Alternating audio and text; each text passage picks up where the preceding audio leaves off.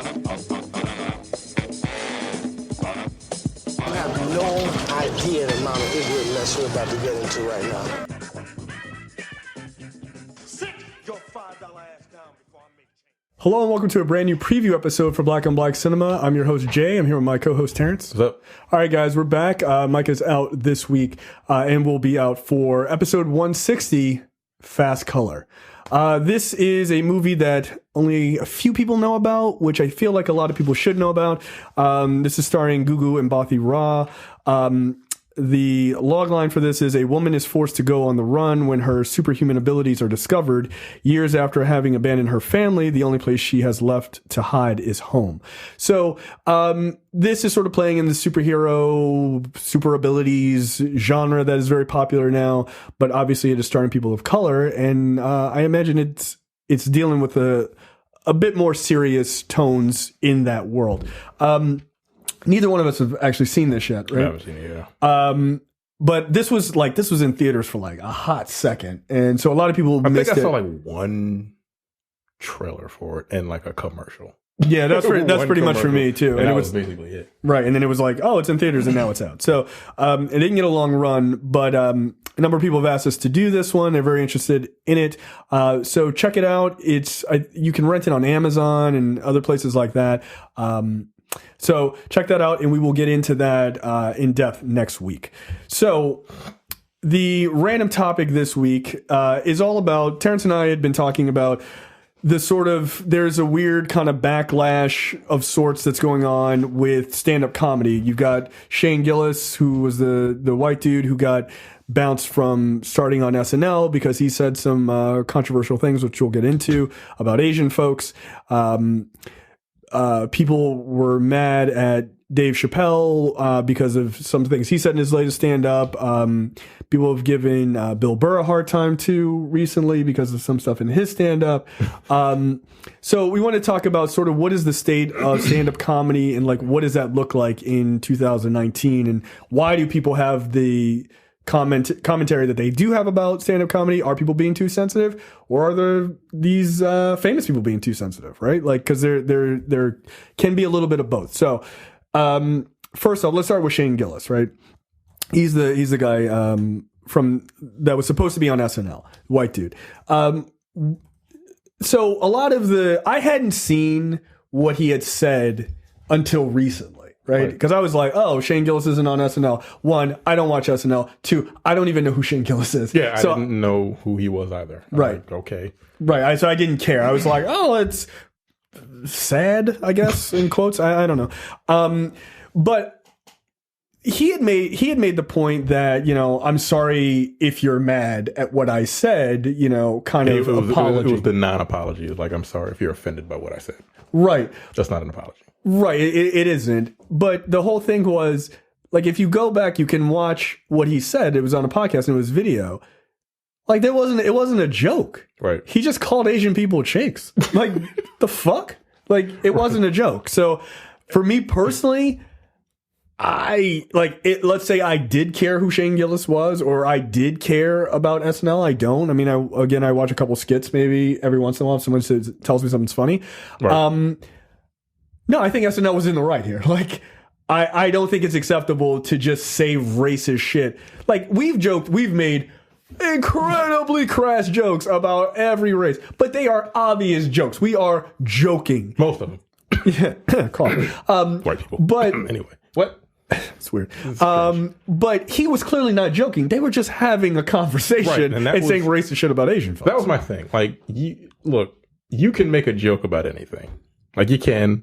Whether it's funny or not, it's up to the person listening to the joke. Right. Like, but when you make a joke and then it's just like, you waiting for the punchline. Look, I've been listening to comedy for 35 years. Like, comedy is subjective. Yeah, of course. But like, when you just call Asian people chinks, like, that's what he said. I'm not trying to be offensive. Like, and then just move on. It's like, where's the joke, nigga? Like, what? Yeah, like, there was no joke. There's no joke. And then I got into an argument with someone online. That was pretty hilarious. What do you know about podcasting? He says, I don't know anything about comedy or podcasting. I was like, okay. You know what? I'm like almost 40. I've been listening to. I like stand up is one of my favorite things to watch. Right. But whatever. And he didn't know anything about the podcast. I'm like, I've been doing podcasts for 7 years now. Yeah. But whatever. Yeah, I mean, I know you are a big fan of stand-up comedy since back in the day of Premium Blend and shit like that. I've watched a couple episodes of Premium. I've seen a lot of episodes of Premium Comic Blend. View. Yeah, what was the channel? Was it just Comedy Central? Yeah, Comedy Central. It used to just be almost all stand-up comedy. Yeah, that's what it was, and like you either laughed or you didn't. Right. But his argument was. Like everyone, like basically the point is everyone is too sensitive nowadays, right? And like to a point, I kind of agree with that. Yeah, there are definitely things that people are too sensitive about. But my thing was, but I got into the argument, and I'm saying time is also a factor in when someone does something. Yes, absolutely.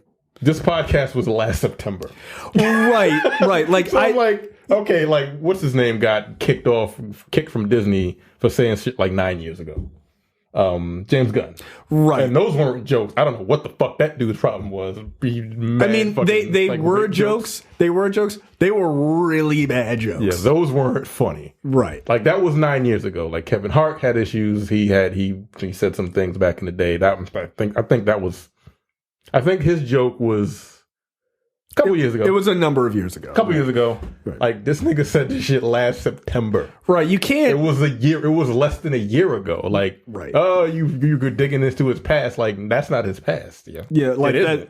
I mean, to grab a joke, or quote-unquote a joke, from 7 months ago or 8 months ago... right. No, dude, come on. That's crazy. It was 12 months ago. Like, nah. Like if and it wasn't a joke. Right. Like, and to me, I don't think it is okay to, that's like going and watching Raw now and being like, Eddie Murphy, how dare you. That was 35 years ago. Yeah, like, come on, knock it off. Like, that kind of stuff is That was the comparison people were making. They're like, well, imagine them going back to Eddie Murphy's Raw. I'm like, stop being stupid, yo. Yeah, that's... Like, Raw was 35 years ago. Knock it off. Come on. And if you are the type of person who's like, I watched Raw today for the first time and I'm very offended, then knock it off. Grow up. Like, like it's 35 years ago. Like, you go back 35 years ago, literally everything is offensive. Not even just comedy. Everything is offensive. Marketing is offensive. Like, just general things are offensive. And we have to, as in society, we have to understand that. Like, again, there is a level of nuance to these things where you can go, okay, this is unacceptable because this is 7 or 8 months ago. This is unacceptable, but like, whatever, this was 40 years ago. Right. Like, here's the thing. I will still watch Raw and Delirious, and I will still laugh at a lot of the jokes. Yeah, because they're funny. Yeah, absolutely. Like some of the other ones, they don't hold up at all. Right, but, and that's also a part too that drives me crazy when people act like oh, everything back then all holds up now. Nah, no, it doesn't. It really doesn't. It doesn't. Stop. But then moving on, they have Dave Chappelle. Right, this is like the bigger. That's the bigger one. He had his special. And I'm not gonna lie, I laughed at probably 90% of it. Yeah, he's my favorite comedian of all time. Right. I would even go further than that. I laughed at every joke he had except for the joke about like the trans. Imagine if I'm a Chinese guy. Like it just wasn't funny to me. Like, and he tried to spin it as like his wife is Asian. He's got an Asian wife, so he's like I'm Chinese and make the whole stereotypical Chinese accent. And he would just walk around the house doing that to his wife, and she'd be pissed off at him. And I'm like, that's not funny, dude. Yeah. Like that's not how it works. Right. And he had the trans jokes in his first two stand-ups. And I'm like, what's your problem, yo? At this point, I'm like, what's your issue with trans folks? Right. Like, come on, yo. Like, just watch Pose, man. Just like relax. Yeah, just like, show's really good. It is very good. But like that, my whole thing is. The thing I like about Dave Chappelle is, and I think it's the thing that we all like about Dave Chappelle, which is Dave Chappelle has made a name, like from Killing Me Softly forward, right? That's my favorite. Right. Dude, that stand-up is hilarious. Like, from start to finish is absolutely hilarious. Yeah. But he has made a name for himself, because like Killing Me Softly, I feel like was where he sort of transitioned into like, he went from like a black comedian that only black people knew to a black comedian that everybody knew, right? Like just almost overnight. But from that moment on, he was so good at punching up, right? That was his whole thing, right? Like his career before that was, just like aimed solely at black folks, which is fine. Like that's how he made his name, and he was fucking hilarious. But it's intra-community comedy, right? And then on the occasion he's punching up at white people, which is fine, right? Well, he had that show on ABC, if I'm not mistaken, back in like 1996. Oh, I don't even know what you're talking about. I can't remember the name of the show. But clearly it was him and like popular. a white dude. So I don't think his comedy was necessarily just straight for black folks. But his popularity definitely was. Killing Him Softly came out, 2000? Something like that. Like 99 or 2000s. But that show came out, it was like 4 or 5 years before that. Right. And when did How High come out? Or not How High, what was it?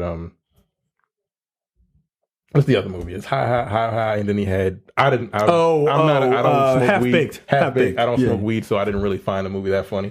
Yeah, I mean, I found the movie funny, but yeah, I mean, it didn't feel as much like a Dave Chappelle thing as it just felt like a general stoner comedy, right? But like, so I think that he is sort of he's very much been like a born and bred black comic, making light of issues that black people face and then punching up at like richer white folks in their lives, right? In comparison. And I think that's what we all liked about him. It was like, oh, he's our guy, right?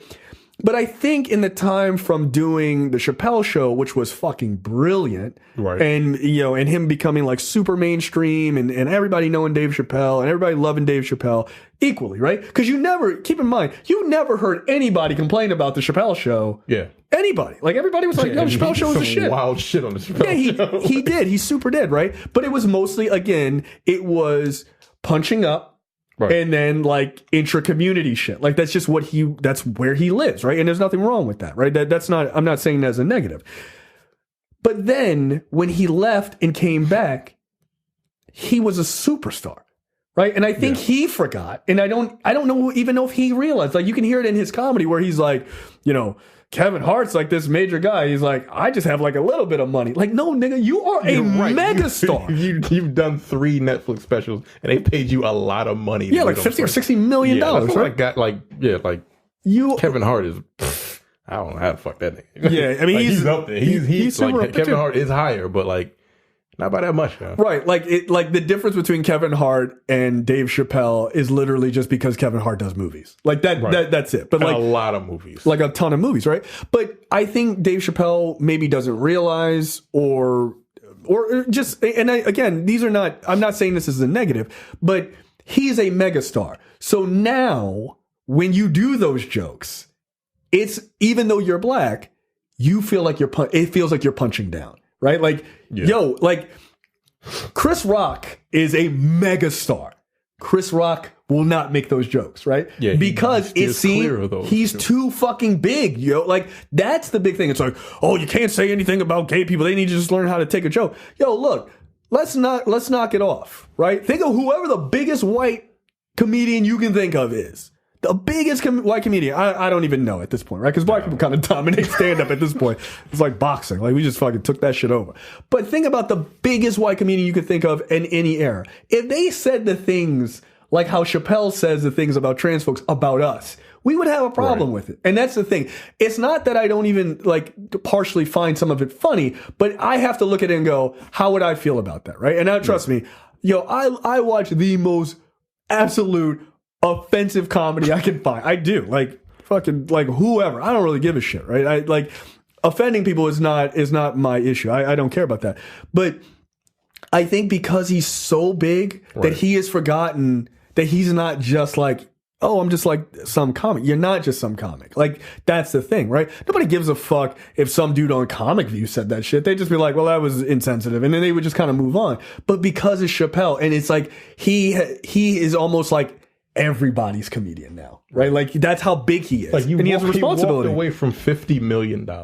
Right. That's a level. That's a lot of money, dude. Right. That's a level that like comedians never make. No one walks away from $50 million. I wouldn't. I'd be like, I'd be like, oh, soft shoe. Like, what you want? Right. But like, and the funny thing is, like, that joke, the trans joke, like right before that, he made a great. He had like one of the best fucking jokes I've ever heard with the LGBT fucking road trip. Yeah, like that shit was hilarious. If he had left that, incredibly accurate. Right. Like if he would have just like stopped at that and just moved on to the next. It would have been flawless.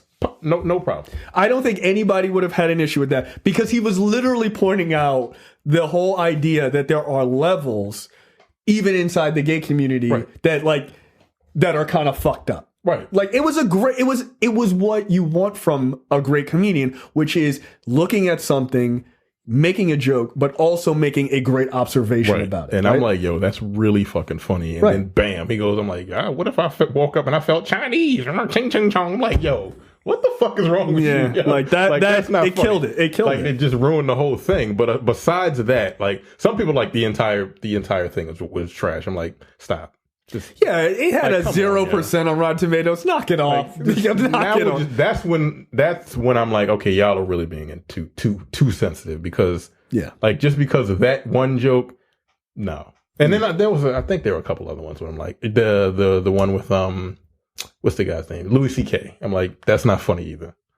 Yeah, they didn't ruin his life, yo. That dude was like jerking off. That's not something you do. You just don't do that. That's stupid. Yeah, you didn't have to defend the Louis C.K. joke and the trans joke. I'm like, nah, that's not funny. Yeah. The rest of it, look. Yeah, the rest of it was fucking funny as hell. Look, laughing dude, the Jesse Smollett shit, the Juicy Smollett. Yeah, like knock it off. That shit was fucking stellar. I think everybody liked that. Right. Like, I don't see how you couldn't. Right. And like, that's why I don't like the idea of like Dave Chappelle is falling off.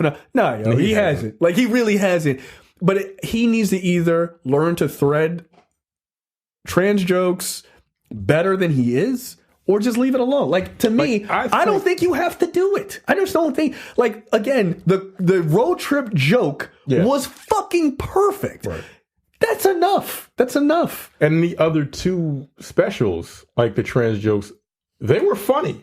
I thought they were funny. They were funny. Like I mean, I guess again, comedy being subjective. Like they were like subjectively funny, and they weren't super offensive. Like this one, I was just like, nigga, what's your problem? It didn't come up because I think he was thumbing his nose at people. Yeah, he was like, fuck you, I'm going to make it even worse. Like it was kind of like, oh, you don't like me, fuck you, I'm going to say what I want to say.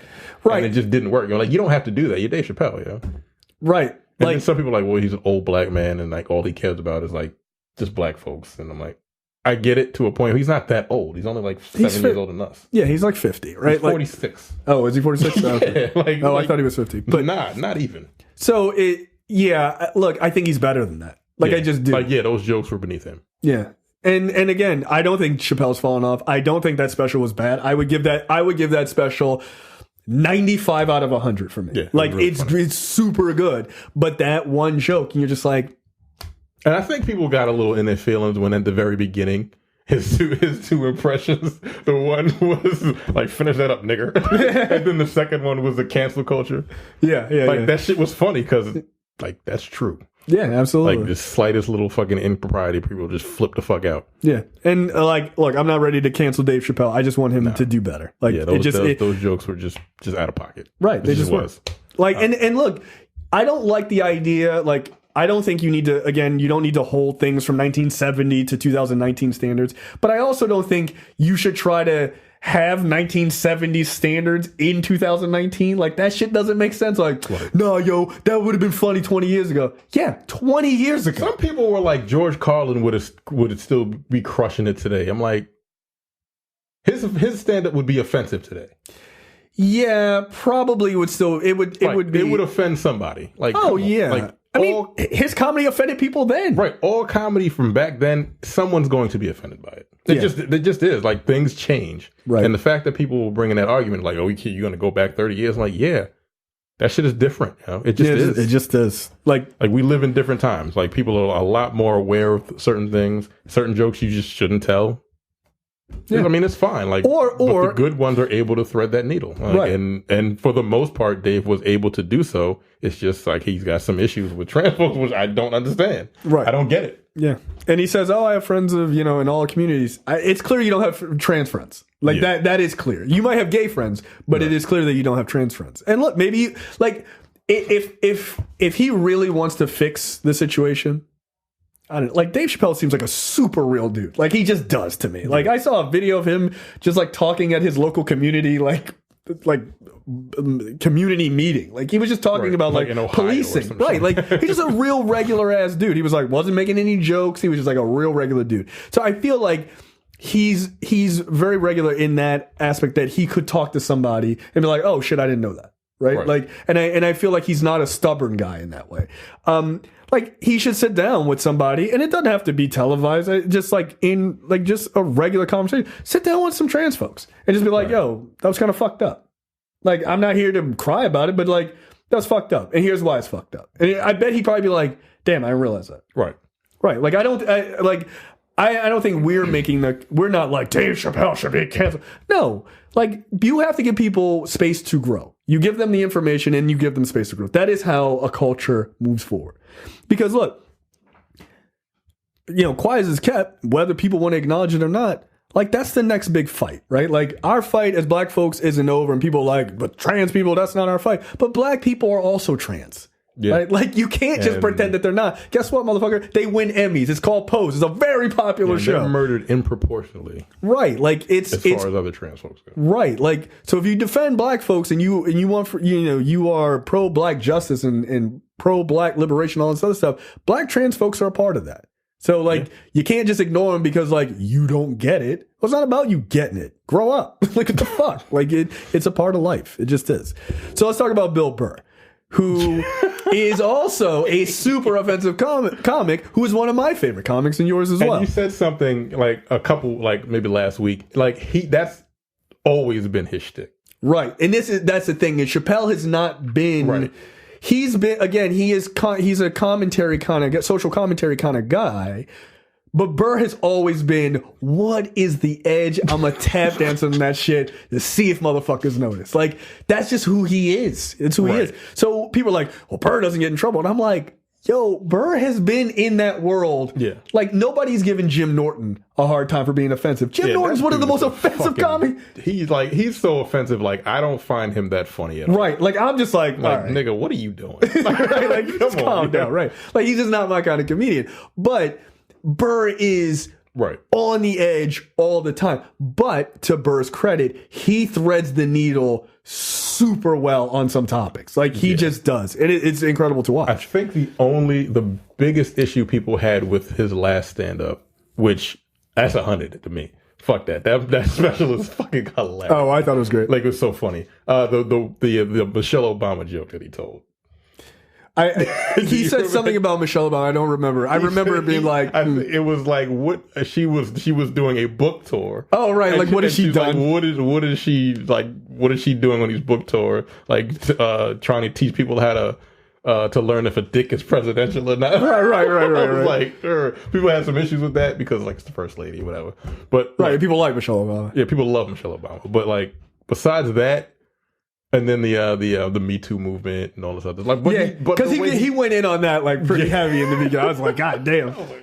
Yeah, like a part of it, I was like, but he did a thing, and again, we bring up Burr because like Burr's ability to thread issues is why he has stayed. Like somehow, like the fact that he is out of, like he's never the guy who people are like, we need to cancel Bill Burr. Yeah, it's amazing to me. It's crazy because you listen to his stand-ups and then he'll do talk shows. He doesn't change. He don't give a fuck. He don't give a fuck what talk show he's on. He's gonna say the same shit. Right. But people just love it because, like, first of all, like he's got that accent. He's got a delivery that just fucking works. Yeah, he does. And he's just hilarious. Yeah, like, he's able to do it like perfectly. Yeah, and like. One of my favorite Bill Burr jokes, and it's a perfect example of threading the needle. One of my favorite jokes of his is he starts a joke off. There's a couple specials ago. He starts a joke off about how he learned about what lotion is, right? And why black people look so young, right? Because his wife is black. And he's as white as it comes. Like, yeah, I mean, he's a redhead, right? Like he's super white. And he was like, yeah, he's talking about dating this black woman who's now his wife. And she was like, yeah, you're ashy or whatever. And he was like, oh shit, I'm ashy? Like, damn, I didn't even know. And he basically talks about how white people don't know anything about lotion. And he was like, white people not knowing about lotion is crazy to me, just like how white people don't understand how black rappers keep getting busted with with unregistered guns. And he was like, that's why everybody needs to hang out with everybody. And so then he ends the joke, right? So as he's getting into like black guys getting arrested for all this stuff. And it seems like, wow, this seems like you're right on the edge of like kind of pissing people off and like being offensive. But then he ends the joke with him talking to a black, I guess a black rapper. And he's like, no, that gun's unregistered. What are you doing? And he's rubbing up against the mic stand because he's itching because he didn't put lotion on because he didn't realize, right? So he somehow manages to explain white people's fault, black people's fault, mix the two, right, and then basically make the point of like, that's why you should integrate your friendships, right? Like, but it's all through the most offensive fucking language you've ever heard. He does that so well. He does it, yeah. And he doesn't get in trouble for it. Yeah, but that's like, I think Chappelle is a better comedian than Burr overall, but that is a thing that Burr has learned to do because he lives on that fucking edge so long. That is something, if Chappelle's going to live on that edge, he's got to learn to do better in just one topic, it appears, because it's the only thing he has a fault in.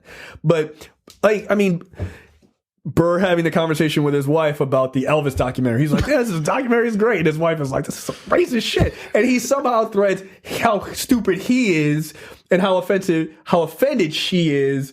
And like, but then works it into like trying to make her laugh and then like kind of fucking it up and like, but understanding the racial aspect of it. Like, it's actually really fascinating to watch somebody thread that needle, but you can do it. And like Burr and Chappelle for, 99% of the time, they prove that comedy, you can make a joke about anything. You just have to understand where the thread is to ride that line. And once you ride the line, you're fine. Most people go, oh, okay, I see what you're doing there, right? Most people. And some people, you're just not going to please. You're never going to please. Some people want to be offended by something, and that's silly to me, but that seems that's how some people are nowadays. Yeah.